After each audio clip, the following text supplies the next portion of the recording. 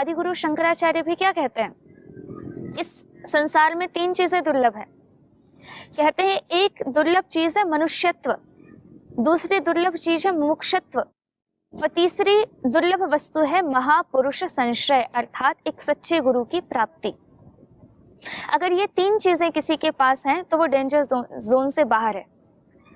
मनुष्यत्व हम सभी को प्राप्त है, एक चीज तो हमें प्राप्त ही है, वो दर्पण हमें प्राप्त है जिसमें हम अपना वास्तविक प्रतिबिंब देख सकते हैं। यदि हमें मनुष्यत्व प्राप्त है, क्यों मनुष्यत्व इतना महान है? क्योंकि केवल मनुष्य ही वो क्रिएशन है जो कुछ कर सकता है अपनी तरफ से, इसलिए मनुष्य को कहा गया कर्म की योनि है ये।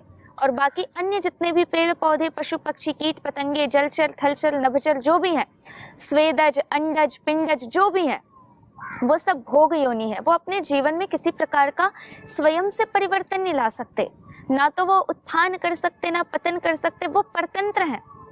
शेर मांस ही खाएगा, वो घास नहीं खा सकता। हिरण घास ही खाएगा, वह मांस नहीं खा सकता। तो एक व्यवहारिक सामान्य रूप से कहा जाए तो अन्य जीव जगत जड़ चेतन जो भी है वह परतंत्र है। एकमात्र मनुष्य है जो अपने कर्म में स्वतंत्र है। वो बात अलग है कि वह अपनी स्वतंत्रता का बहुत ही गलत फायदा उठाता है और उस नकारात्मकता तक, उस पतन तक पहुंच जाता है जिसके लिए उसको मनुष्यत्व प्राप्त नहीं हुआ है।